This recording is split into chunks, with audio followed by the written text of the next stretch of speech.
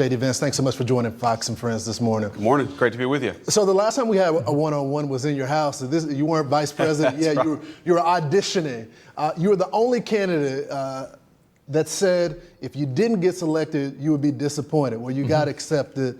So congratulations, Mr. Vice President. Thank you. Let's talk about some of the issues that matter to the American people. Sure. And it's the president's new tariff policy. And when I think about this is the big one. What he got elected on is to bring the cost down for people, but also exactly, everybody, anybody that voted, if you voted for Trump and you're mad about these tariffs, bro, you cannot say that.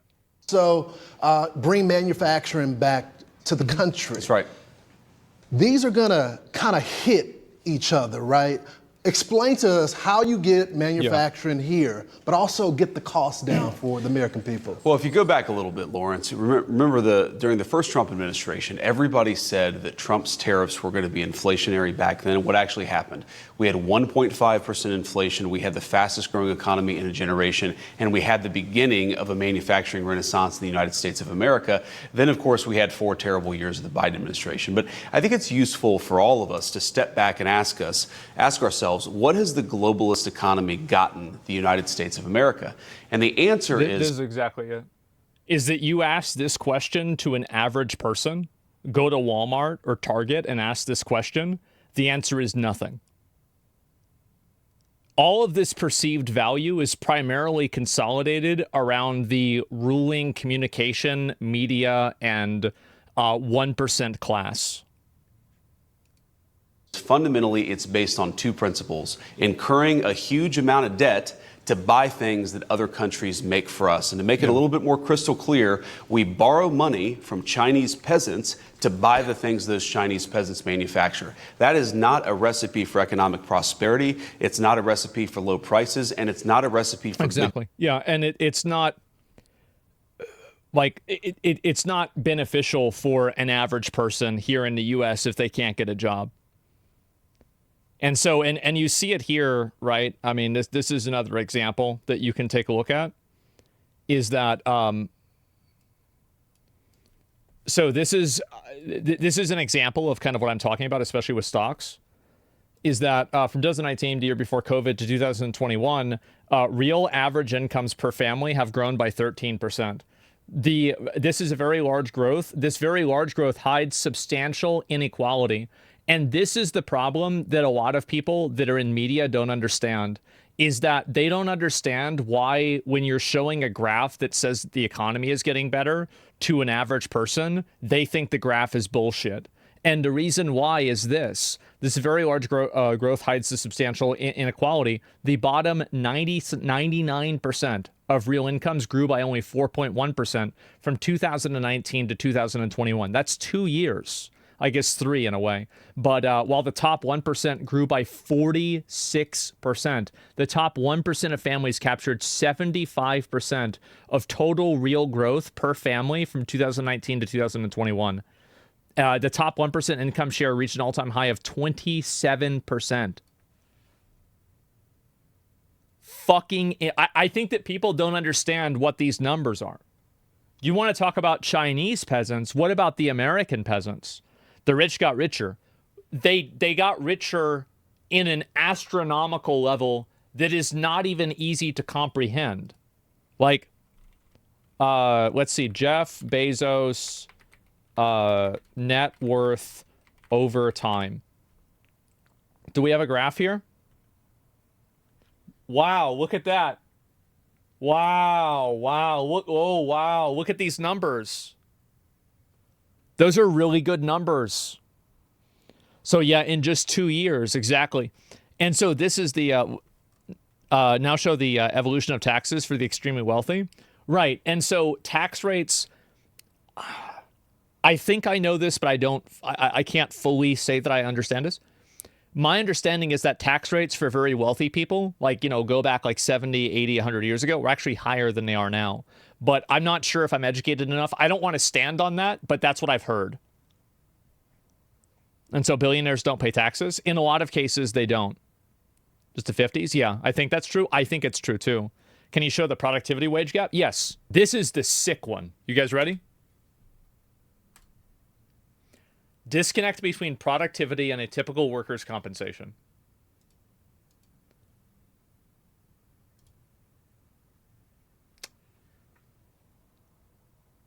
And keep in mind, this is stopping at 2017. This is why people want to burn down the system. This is the reason. And as somebody, I am a top 1% earner. I pay over $1 million in taxes every single year. In fact, I'm due for that pretty soon. And I totally understand it. I will be massively negatively impacted by this. I will probably lose collectively over the course of this happening. I will probably lose millions of dollars. That's what will happen. It's just the way it is. But I can totally understand it. You got to understand it. You need deductions. I deducted a 6-figure amount of money, and I still had to pay that much. So, yeah, it's a lot. You probably lost millions today. Not quite. I don't have that much money, okay? But, maybe at some point. Hey, Asmongold, $1 million I'll vote for? Well, all I'm saying is, my point is that a lot of these people, as I said, these are the people messaging, oh, Luigi, haha, let's meme about Luigi. Well, now they're losing money, and so now it's serious. Yeah, you were fine with somebody else's dad getting shot in the back of the head, but whenever you lose 3% on your portfolio, suddenly now the world has to change. And won't somebody think of the companies? Anyway, I'm going on a bit of a tangent. Do you guys see, after you look at these graphs and this data, the reason why Americans want to burn down the system? Do you see as clear as fucking day? It's so obvious. Ponder the graph. Look at the graphs. Wall Street is smart. They knew this was coming. Some large hedge fund probably put out options in a market to crash and probably still made tons of money. Yeah, I'd do the same thing if I were them. Jobs in the United States of America. For 40 years, we have gone down that pathway. We've seen closing factories. We've seen rising inflation. JD Vance mentions 40 years. 1975. Well, pretty accurate, huh? Imagine that. It's exactly 50. Yep, pretty close. We've seen the cost of housing so high that most Americans can't afford to buy a home right now. President Trump is taking this economy in a different direction. He ran. That's another thing. But the graph, I can't afford a house. They don't care about a graph. They care about a house. It's, again, Maslow's hierarchy of needs. How can you expect somebody to understand abstract economics when they can't understand where they're living? And on that, he promised it, and now he's delivering. And yes, this is a big change. I'm not going to shy away from it, but we needed a big change, Lawrence. We cannot keep going down the Joe Biden globalist pathway where we have... Yep, exactly. And it will hurt, by the way. And it will fuck up the economy in the short term. I think it will. And you know what's crazy? Is that it might even fuck up the economy in the long term and cause a Great Depression. But if I had to guess, I think most of the people that voted for Trump are willing to take that risk. And I think that the gains in the upper 1% that have happened year after year after year have been relying on people's fear of that risk. And the moment that people are not afraid of that anymore, that's when this shit happens.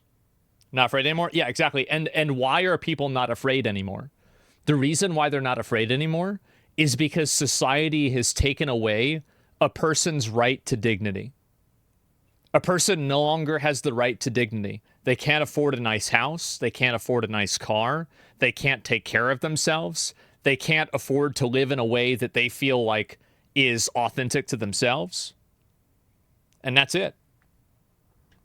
Second Civil War is coming. It's not a civil war. It's just that this is just economics, right? There will be an uprising. Well, this is the uprising. Like they basically people voted for Trump to be the executioner, and he is executing. Like it or not.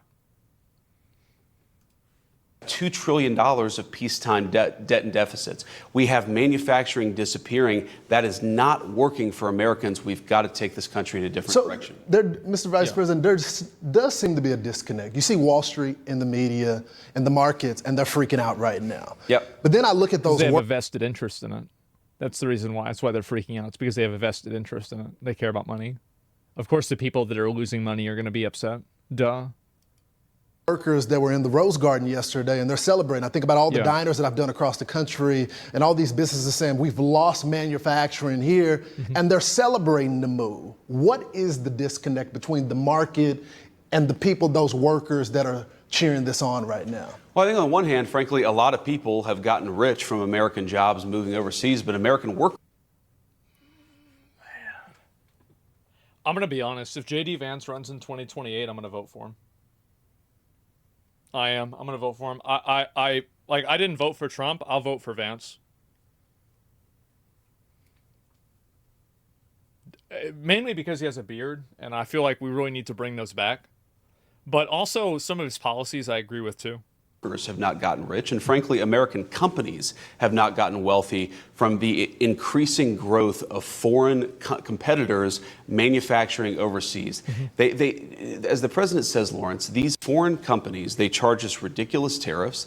They engage in a lot of non-tariff practices like currency manipulation. That has been awful for Main Street in the United States of America. It's meant those diners, their customers, don't have jobs anymore. It meant those great steel mills, those great auto plants have closed down, and their workers have been laid off. What I saw yesterday in the Rose Garden was incredible enthusiasm, because a lot of those workers, they've been working hard for 10, 20, 30, 40 years, young and old, were in the Rose Garden yesterday. They've never had a president who stood up for their jobs and stood up for American prosperity. They finally see something has shifted. There were Democrats out there, Republicans. There were union and non-union. Yeah, this is the thing, is that those working class people are only represented by probably a single-digit number of politicians. Bernie Sanders was one of them. And I think he is still one of them as well. But it's a very, very, very minor amount.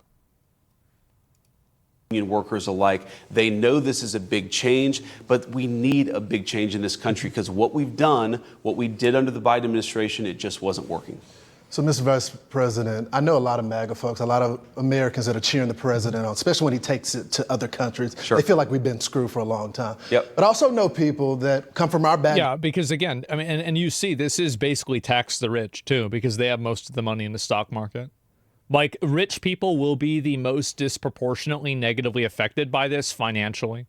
Now, there's a chance that that negative effect that rich people feel will have like a trickle-down effect that will negatively affect the average people, but that remains to be seen. They're living paycheck to paycheck. Of course. And they want to do the patriotic duty of taking it to these other countries, but it's going to hit them a little bit. They feel. What can you tell the American people that they just can't afford an extra $3 here and there about the government making up the difference from that? Will costs go up at some point? Will this just be temporary? Are we talking 3 months or 6 months? Well, we certainly hear, and I appreciate, how I grew up. I know. I grew up in a family that often did live paycheck to paycheck, and we know a lot of Americans are worried. So we are fighting very hard to bring prices down. We're going to have the biggest deregulation in the history of this country. We're doing a lot of things and already have done a lot of things to lower the cost of energy. You heard the president mention this yesterday. Eggs, when we came in, were at a 10-year high, and all of a sudden they've dropped 60% just in the 2 months of the Trump administration. What I'd ask folks to appreciate here is that we are not going to fix things overnight. Joe Biden left us, this is not an exaggeration, Lawrence, with the largest The main concern that I have, honestly, is that unless they elect somebody to carry on this policy after Trump, like, all memes aside, I don't think Trump is going to run for a third term, although it would be really funny if he did. It would be great content for me. I don't think he will, and I honestly don't think he should. But if they don't have somebody to follow this up, I think it could be bad. Because this is a 10-year and like a 20 and 30-year plan. And like you really can't speed run this plan in 4 years. I think that logistically, that's one of their biggest weaknesses right now. Time debt and deficit in the history of the United States of America with sky-high interest rates. You don't fix that stuff overnight. We know people are struggling. We're fighting as quickly as we can to fix what was left to us, but it's not going to happen immediately. But we really do believe that if we pursue the right... So this is really stretching it now? Is it a 20-year plan now? Yeah, I think it is. I think it's about a 20-year plan as... So, and we're seeing this also, like, here's another good example. This is something I just noticed recently. So Austin is now doing autonomous vehicle rides. I might sound crazy, but just listen. In 30 to 50 years, it will be illegal to drive your car on a public road. I don't think people realize the shift that we're going into. It might be less than that. Deregulation, we pursue those energy cost-reducing policies. Yes, people are going to see it in their pocketbook. They're also going to benefit from the fact that foreign countries can't take advantage of us anymore. That means their jobs are going to be more secure. I don't think you can talk about the tariffs, and not talk about the tax cuts as well that we're expecting. Is this to offset some of the cuts that we obviously plan on expecting? Will this be a of course. permanent measure, or are we thinking when it comes to the scoring of this bill, we're going to be able to get cuts as a result of this? I wouldn't think of tax cuts as a way to offset the tariffs. Here's the way that I think about it is, again, for 40 years, we've had an economy that rewards people who ship American jobs overseas and raises tax. Again, this is the graph. This is just the graph. This is the graph, and this is what the numbers is. These is the numbers. Taxes on American workers, and we're flipping that on its head. We're going to cut taxes for American workers and for American companies that build here. We're going to make it harder to ship American jobs overseas. Yeah, it's really important that we get manufacturing in the U.S. as soon as possible. That way we can have as much control over it whenever things shift to being automated. And you're going to see more automation and technology that way. We have to do this like as soon as possible. And you see, you see how much money China is investing into AI. That's really smart. We should be doing the same thing. Why is this hard to understand? It's hard to understand because it's scary for somebody to wake up and look at their portfolio and see that they lost a bunch of money.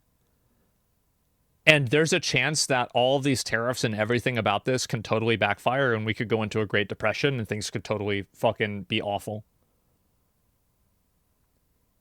Like, yeah, there's not like a guarantee that this is going to go well. Yeah, there's no guarantee that this goes well. Total shift in the way that we've done economic policy in the United States of America, but it was necessary. So, yeah, we're going to cut your taxes. You're going to have more money in your pocket, and that's, of course, going to help you deal with the cost of inflation. But that's not about offsetting the tariffs. They work together. We want to penalize people for shipping our jobs overseas. We want to reward hardworking Americans. It's all. And I think this is something that people want to do. They want to see the, oligarchs who are, shutting down and shipping factories and jobs overseas. They want to see the government fuck them. Just straight up. That's what it is. They want to see it. And they will. That's why they voted for Trump. And he's fucking them. Part of the same policy. I want to get to some other news because there were some reports that came out that Elon Musk is leaving. Now, of course, the president had already said he was only going to be here for a temporary basis. Yeah. Tell us about that. Doge will continue after Elon Musk. Will he still be an advisor to you and the president? I know y'all have a great relationship. Tell us about it. Well, first of all, that report I saw was total fake news. Elon came in and we said, we need you to make government more efficient. We need you to shrink the incredible, vast bureaucracy that thwarts the will of the American people, but also costs way too much money. And we said that's going to take about 6 months. And that's what Elon signed up for. But of course, he's going to continue to be an advisor. And by the way, the work of Doge is not even close to done. The work of Elon is not even close to done. You look at all of the fraudulent grants that they found. You look at people who are 100 150 years old who are fraudulently collecting Social Security payments. You see our Social Security system, 40% of the people who are calling in are actually committing fraud. That means the 60% who need their Social Security checks are waiting in line. DOGE has got a lot of work to do. And yeah, I think it does. I mean, absolutely. It's going to take forever. Do you think the working class benefits from the rich losing money on a stock market besides getting vengeance? The rich drive a lot of consumption that creates jobs. If the rich drive all of this consumption and all of this economic progress that creates jobs, then why is it that people feel like they can't afford anything now and they could 20 years ago? Why do people feel like their purchasing power and their ability to have financial stability has gone down? It's because that's not happening. Why would you take this at face value? The administration is not known for integrity or intellectual honesty. I mean, do I really need to get a source for the idea that the federal government is probably corrupt and full of people that are stupid? This has been a known entity for 50 years. I don't need a source for this. Everybody knows it.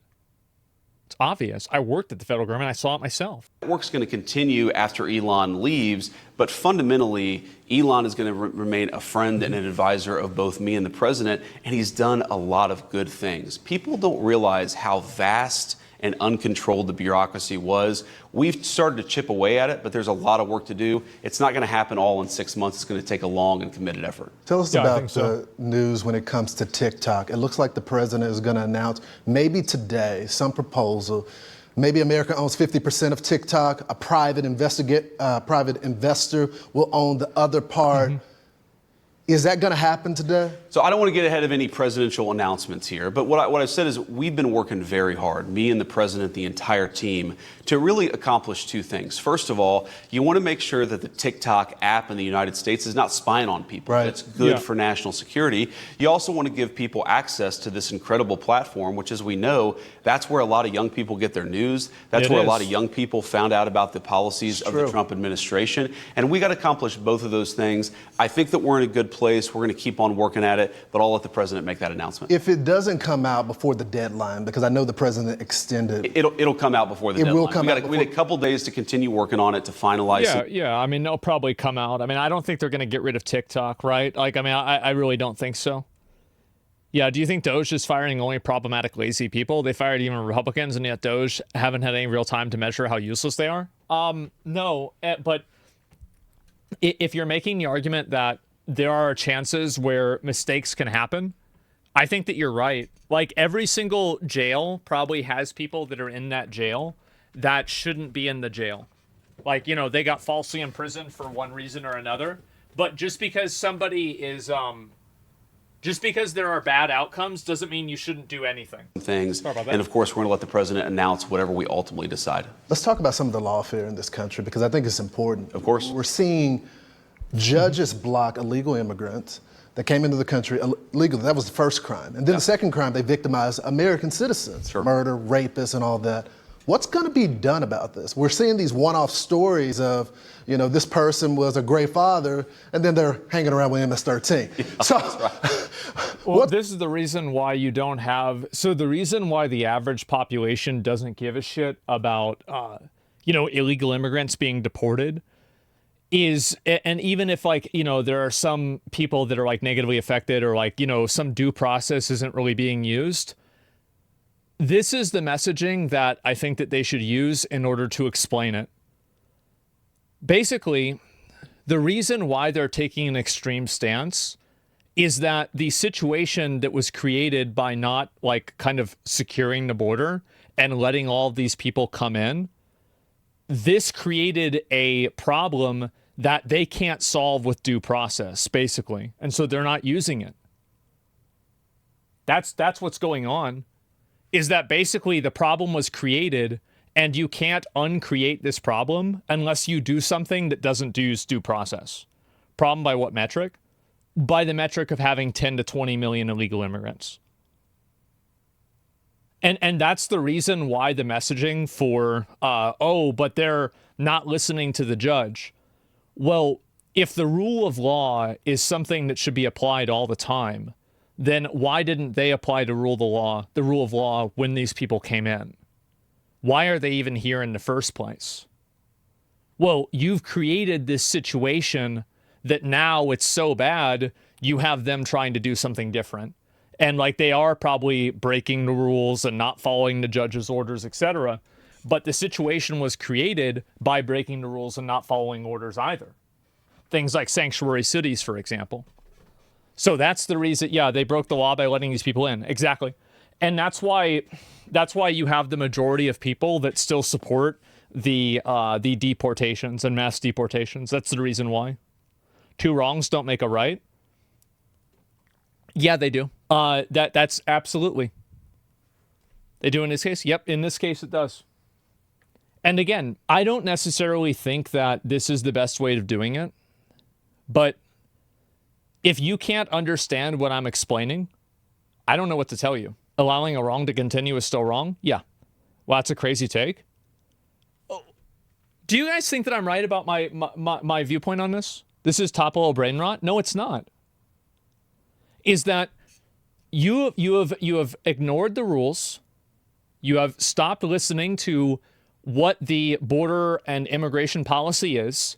You have created this extreme circumstance that is cataclysmic and problematic for a lot of people, or at least the perception of it is that it is cataclysmic and problematic.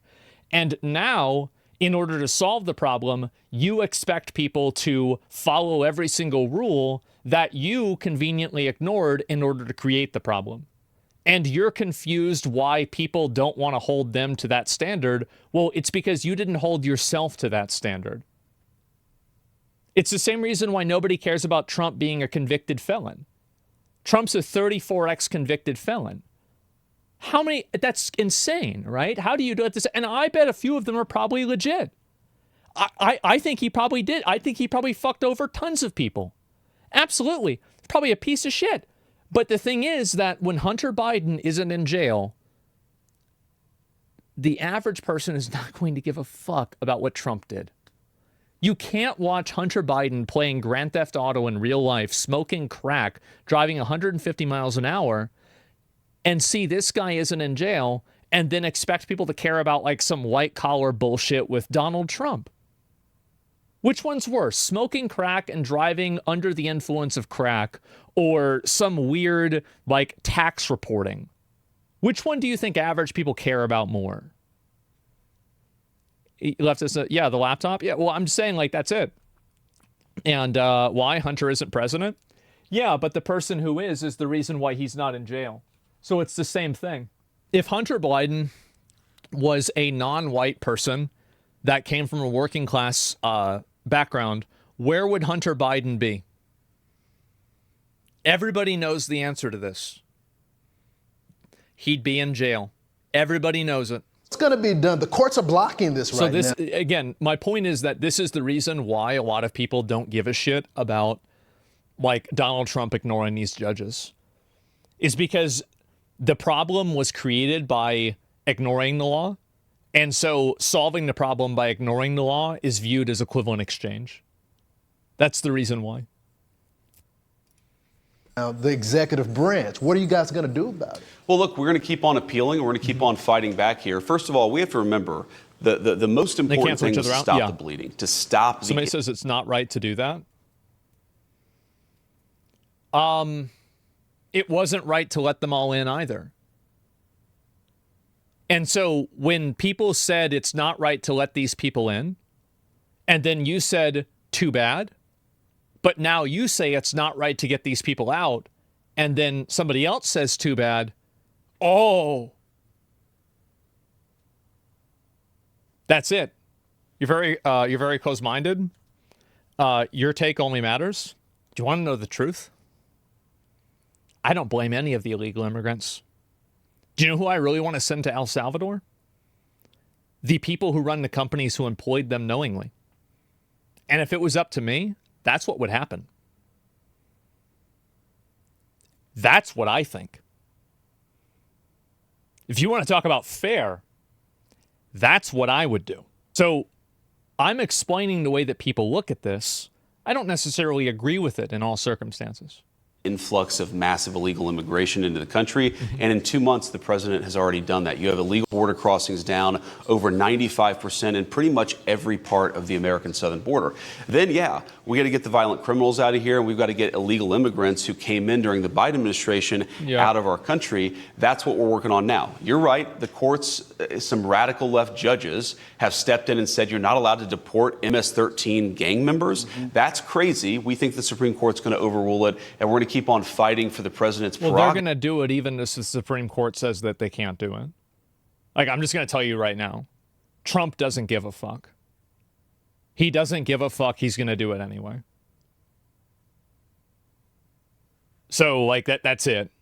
Yeah, they're screwed. Yeah, exactly. Kind of dangerous. Yeah. It was also kind of dangerous letting them in.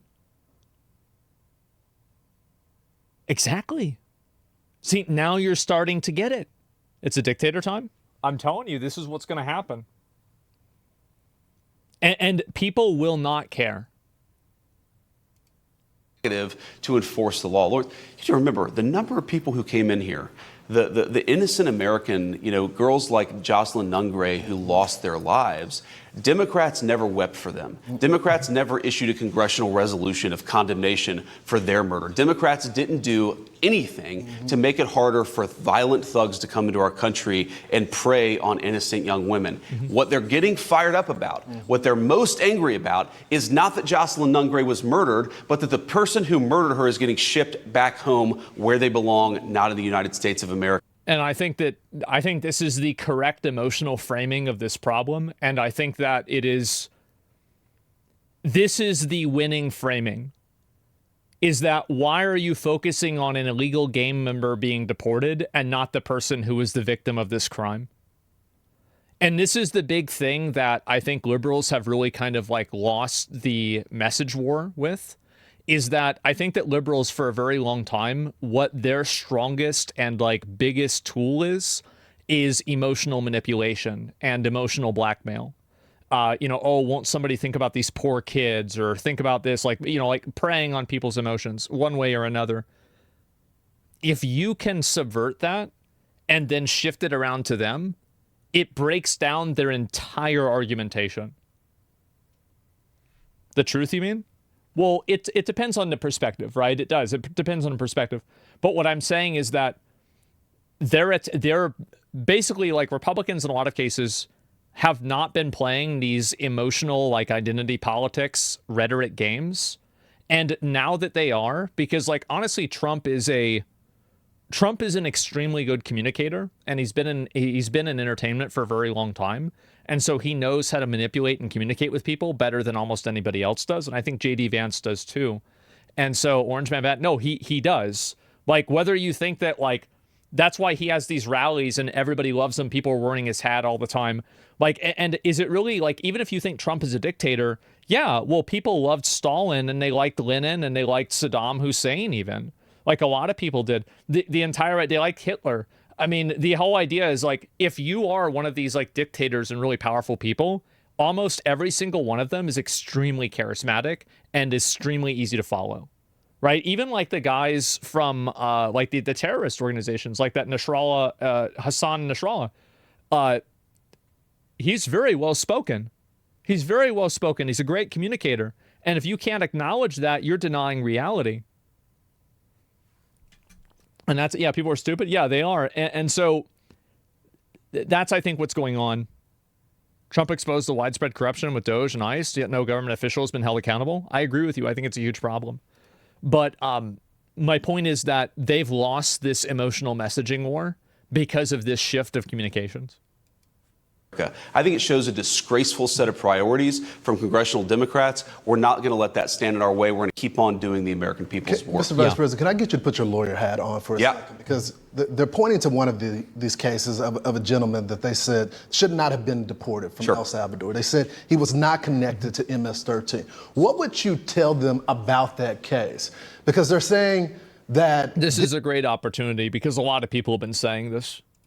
This is a person that was a great member of society You've looked at the court records. You've talked to the men and women on the ground. What can you tell us about that situation? Well, there have been a few cases out there where the Democrats and the media say, oh, this person was just an innocent father of three, and then you find out, for example, I think this is the case that you're talking about. Back in 2019, an immigration judge looked at all the evidence, looked at all the data, and concluded that this allegedly innocent person that we sent to El Salvador was actually a member of an MS-13 gang. He had also committed some traffic violations. He had not shown up for some court dates. This is not exactly Father of the Year here. This is Exactly. Traffic violations? Well, I want you to think about it like this. What happens when you send illegal immigrants to El Salvador for traffic violations? I'll tell you what's going to happen. The illegal immigrants here are going to stop violating the traffic regulations, and less people are going to come over.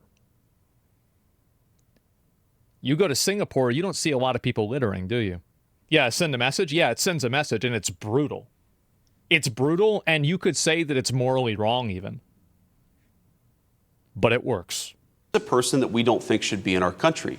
Here's the most important point, though, Lawrence, is whatever the argument is, whatever the justification is, no one doubts, not even the crazy left-wing media criticize the idea that we could deport this person. They just took issue with the reasoning for why we deported this person. This was unquestionably an illegal alien. This was unquestionably a person who broke the laws to get into our country. This is unquestionably a person, an immigration judge. It's again, like, what do you think other people that are going to immigrate illegally to America and come into America illegally are thinking?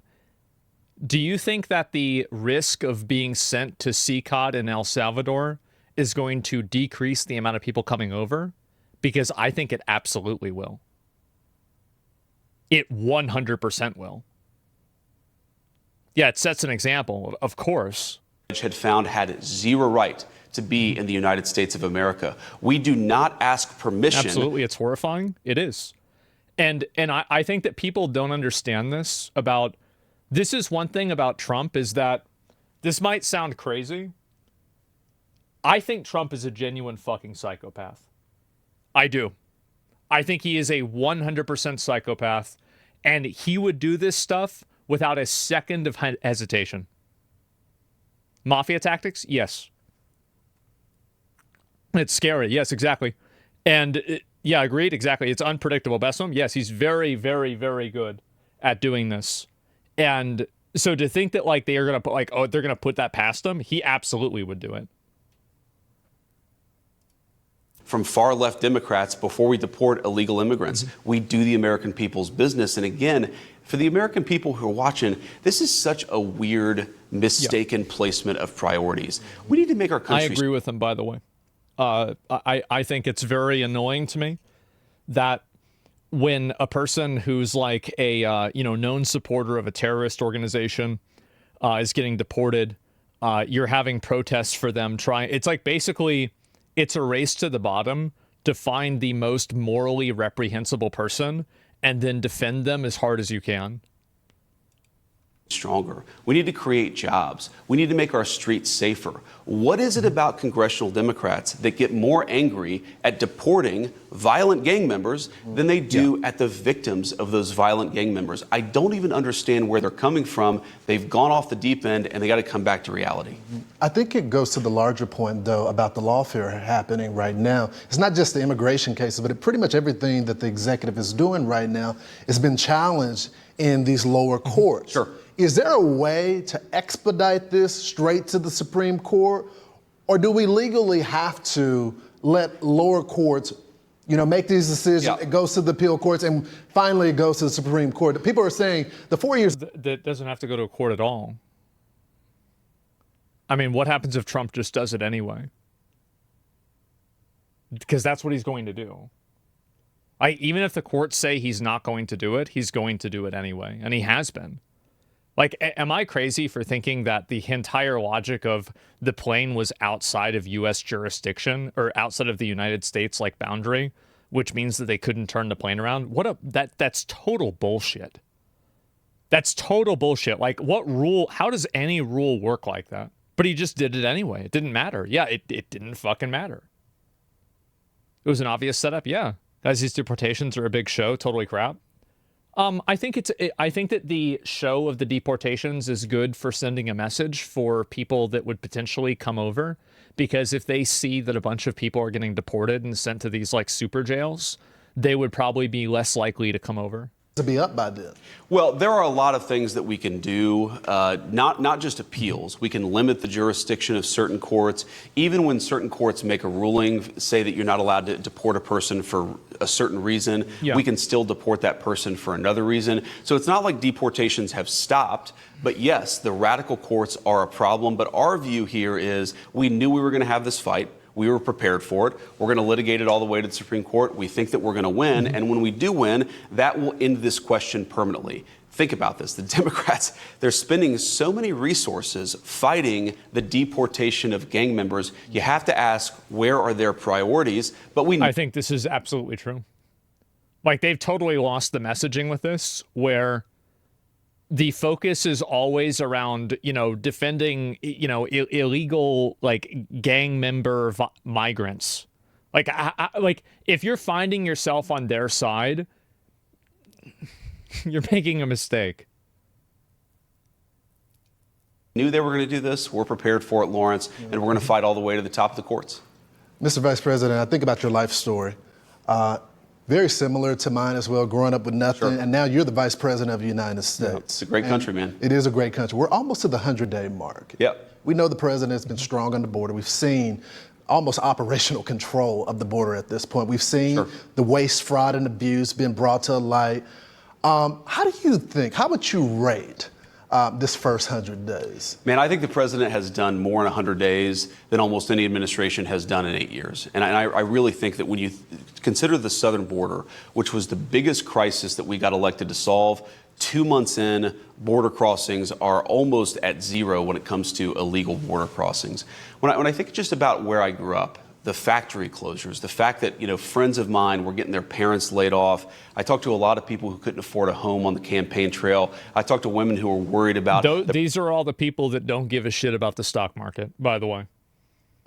These are all the people that could give less of a fuck that BlackRock's portfolio went down 3%. Price of a dozen eggs. We're making steady progress on all those issues. Yes, it doesn't happen overnight, but when you look at the hundreds of billions of dollars in new investment coming into our country, auto plants that were planned to close that are now adding shifts as opposed to closing, egg prices that are way down, gasoline prices that are way down. We're making a lot of progress, but there's still a lot left to do, and I know the president is laser focused on it, so am I. You have become almost the fighter-in-chief. The president sends out a message, and he puts it in bullet points for the American people, and then you go on the Sunday shows and you duke it out with them. Sometimes you duke it out with world leaders in the Oval Office as well.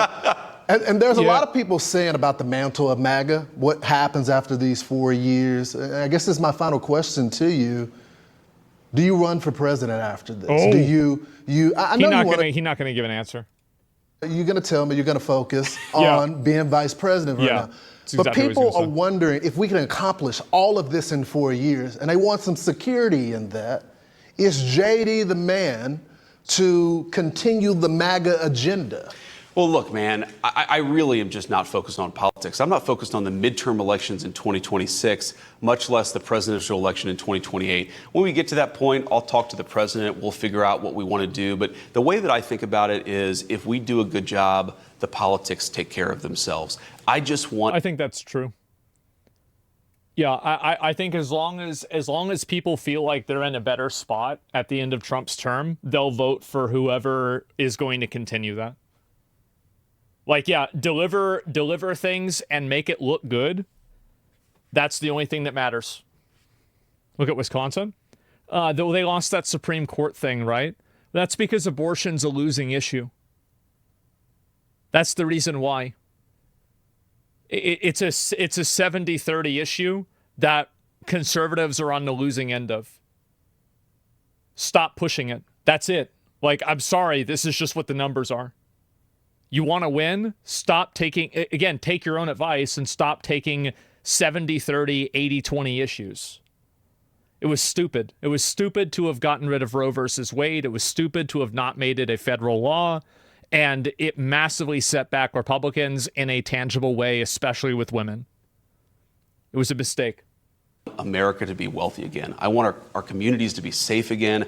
I want us to be opening factories rather than closing down factories. I want people of my generation to be able to afford a home to raise a family in. And I want to stop all of the ridiculous wars that were started by the previous administrations. There's so much to do, man. And I don't really think that much about what happens in 3 A lot of people are arguing we don't need Roe versus Wade. I'm pro-abortion.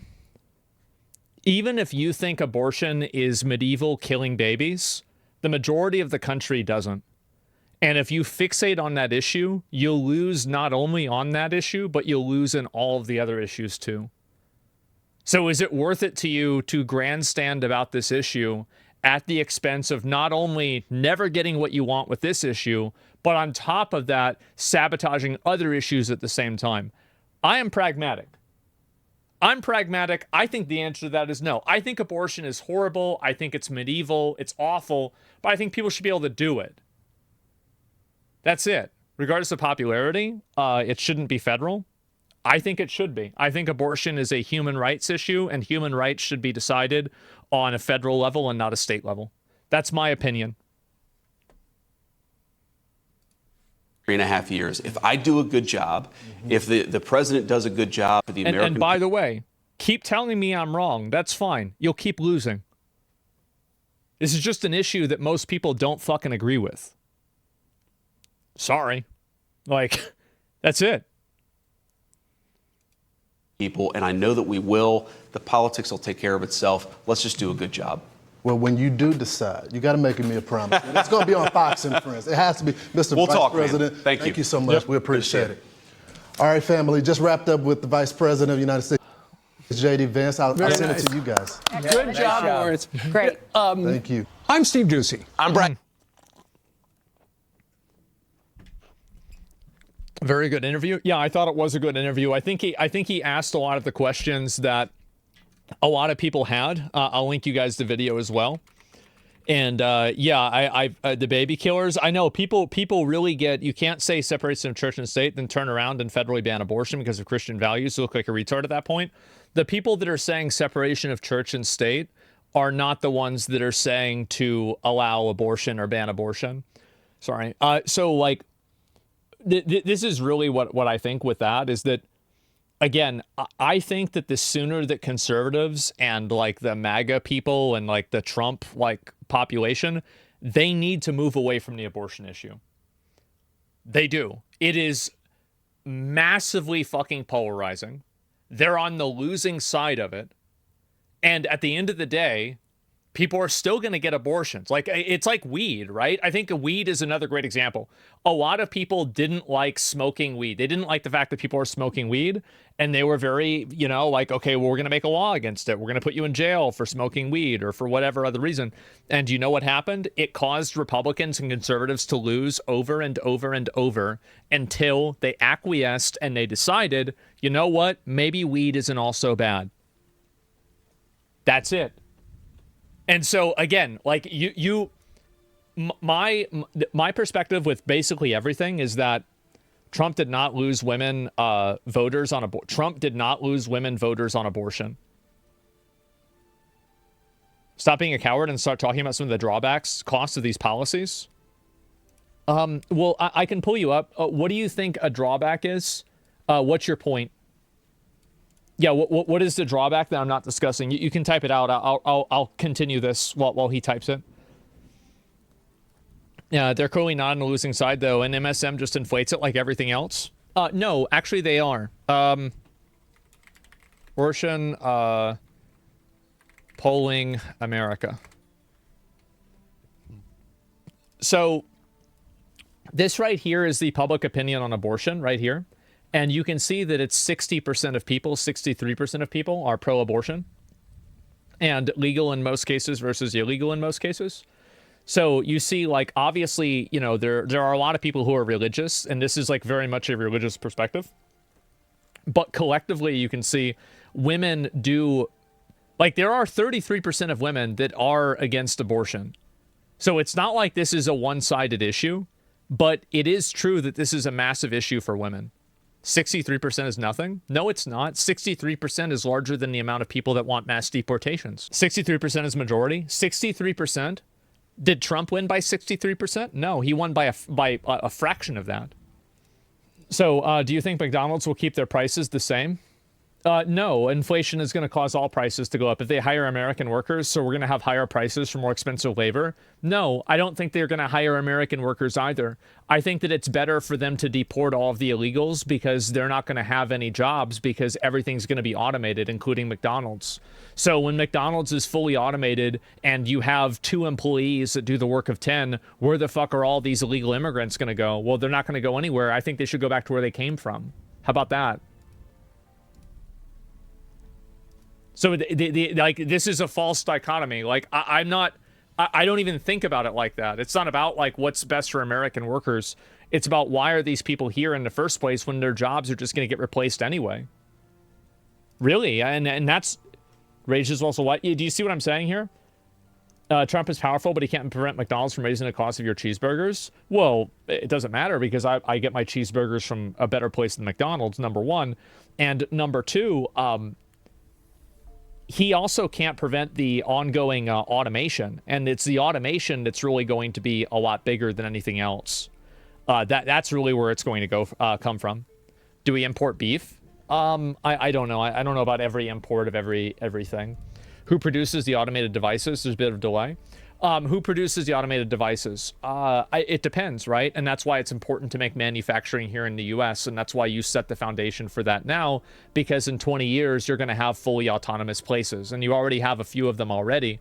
And so you start that now. Now, another good point is that you're bringing up is that other places might actually still create the devices. That's a good point, and I think it'll probably still be true. And it's not a binary thing. Slavery was popular at one time. It didn't become immoral. It always was. Labor has to produce the automations. You have poor people working the factories, man. No, poor people will not be working factories. Robots will be working factories. That's just it. Why would poor people be working in factories whenever you could just have a machine do the same thing? It doesn't even make any sense. You can't automate a drywaller? Okay. So your argument is that because there's a handful of jobs that are harder to automate, then automation isn't going to be a massive impact on and we weren't talking about drywalling, were we? We were talking about McDonald's, and McDonald's already has an autonomous like locations. So number one is and number two is that's not even what the conversation was about. Here's the problem with your logic. It fucks us now. Yeah, it does. You know, you're right. You're absolutely right. It does. That's true. Let me look at a few more of these.